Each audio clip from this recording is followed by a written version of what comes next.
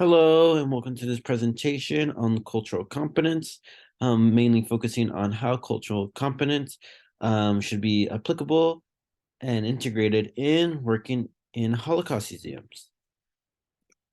So to begin is to basically understand first what is cultural competence. And cultural competence is us as people having a better understanding of how cultures work and seeing their differences and similarities and seeing how this could help us learn more about one's cultures to better understand it, and also how we could also use this knowledge to um, better apply it to our active days, whether it's work, our profession, or even daily lives. But the focus for this one is mostly on cultural knowledge or CQ knowledge. As cultural competence is built up of cultural drive, skills, strategies, and knowledge. For today, we will be focusing on CQ knowledge. And CQ knowledge is basically the understanding of how other cultures are similar.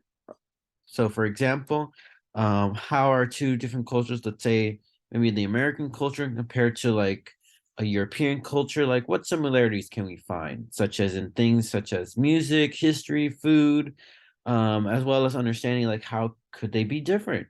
Maybe it's the language, maybe it's the people, maybe it's the way we practice things in our daily lives, and as well as how CQ knowledge can better benefit us through learning about each other's cultures.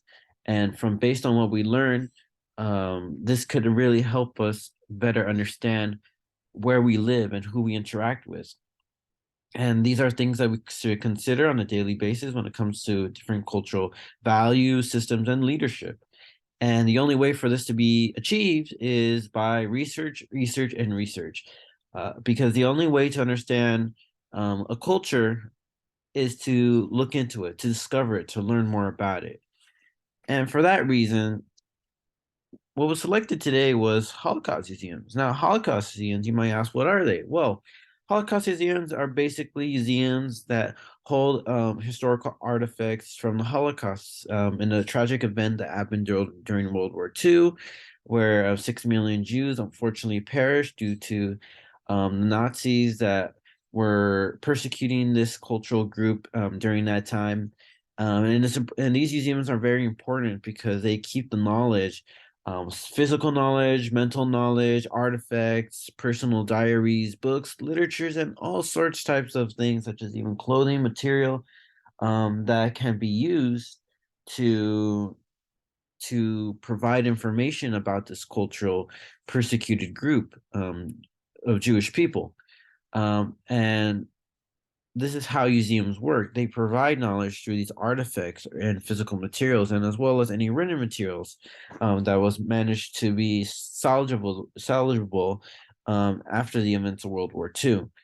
And these materials can be found in many of their museums exhibitions and certain sections in the museum. For example, in this image, it's from the Holocaust Museum of Los Angeles, and they contain a vast number of artifacts from many Holocaust survivors and those who perished during the Holocaust. And as well, and even in Holocaust museums, there are many types of opportunities and positions for people to actually work in. So this could be like a curator, a researcher, a lecturer, a survivor speaker, as well as just museum staff, and just being able to all of them to provide the information of what happened during the Holocaust and to tell their stories. And for that reason, this is where we get to why CQ knowledge, something a part of cultural competence, should be incorporated into this practice in, for example, working in a museum.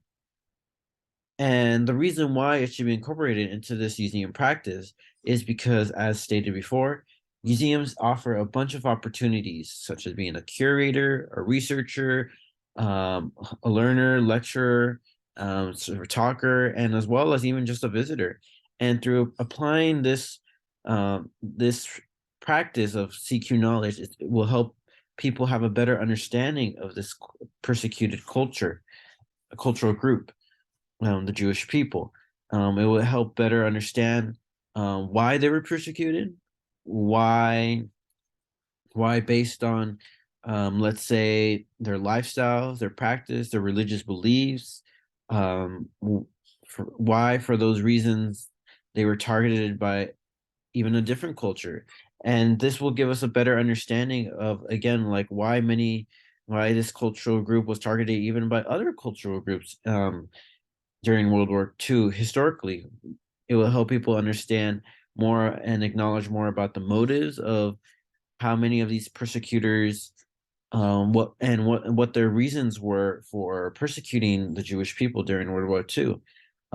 Maybe it was because of some ideology. Maybe it's because of race. It's because of some type of social aspect. It will also let you know the differences to why maybe this culture, the Jewish culture, was targeted. Maybe because of their practices or how um, the lives of many Jews and their practices was very differed from other cultures, and maybe that might have been the reason why they were targeted, as well as other factors that can include, like music, history, art, um, and there's just a vast variety of reasons. And for that reason, that's why CQ knowledge is important to understand and be incorporated into this practice, because it helps us see the similarities and differences between two cultures. So, for example, during this time, many of the Germans under the reign of the Nazis during World War II persecuted many of these Jews, mainly because they saw their culture as evil, they saw it as inferior, and for these reasons, the way that many Jewish people live their lives, practice their beliefs, and even something as simple as like the type of clothing, how they looked physically, and as well as how they spoke. Many of these reasons, based on their lifestyle, their culture, and other factors, this made another cultural group literally persecute this culture group. And again, I think this is why it's important for many people who are prepared to work in this field of librarian, of working in a museum, and even librarianship, um, because museums do almost function like a library, like a big library, just with a bunch of physical items and artifacts. It's important for many of these people who will work in this field to have a better understanding of what CQ knowledge is all about, in order to see the similarities, the differences, and see what can be learned from these things. And the outcome is very beneficial, where if this is incorporated into the practice of working in museums, such as Holocaust museums, it will make people become aware. It will let them become aware of the stories, um, the experiences, the challenges, the successes, and even the hardships that many of these Holocaust survivors, those who are still living, still carry with them. They carry a bunch of stories that they wish and want to share to the world.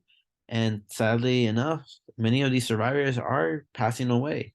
And the more as time goes on, many of them, there won't be that many survivors. So through CQ knowledge and putting this into practice in Holocaust museums and even other museums, it will not let their stories vanish off and disappear throughout history. It will keep them alive. And CQ knowledge can also help by having the museum craft and perform activities and programs that can become very effective in spreading Holocaust information.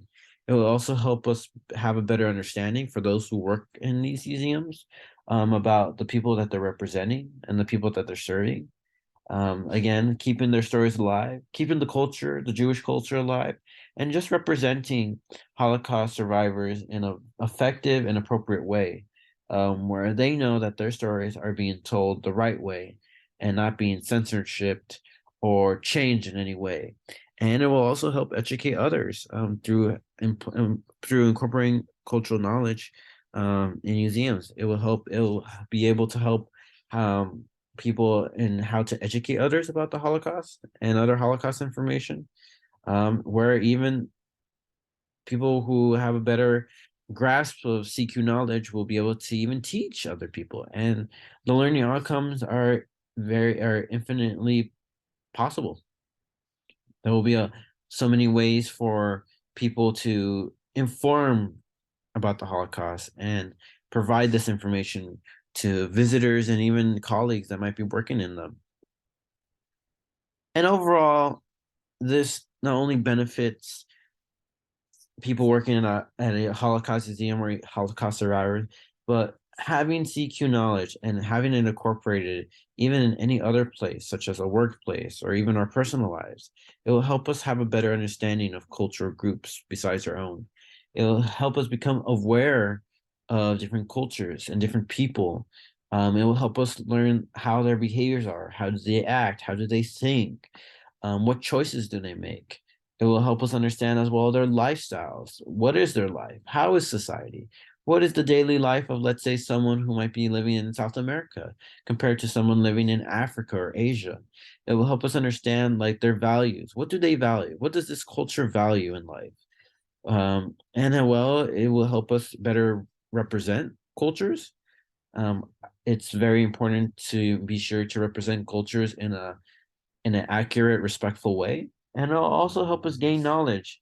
And through this knowledge of understanding what different cultures are, how they're similar, how they're different, will help us be able to educate other people and even ourselves about different cultural groups, where this will eliminate the problem of false information being provided, being provided and harming these cultures that are around the world, as false information can offer information that might not even represent the culture very accurately. So for these reasons, CQ knowledge will help us better understand how cultural groups are in different places. And again, this not just only applies to um, museums, as where I feel CQ knowledge should be incorporated, but it will also it can be applied to our personal lives, our workplaces, and even everywhere and anywhere we go. And through this, it will just overall help us better connect with one another, help us connect with cultures that, despite being different and maybe despite even being similar, it will just help us connect in a way where we will be able to understand each other. And the other culture might even want and be influenced and inspired to understand who we are as well. And that just begs the question of like, what's next? How else can we better understand each other through CQ knowledge? And for that reason, this is why CQ knowledge should be incorporated in museums such as Holocaust museums. Thank you.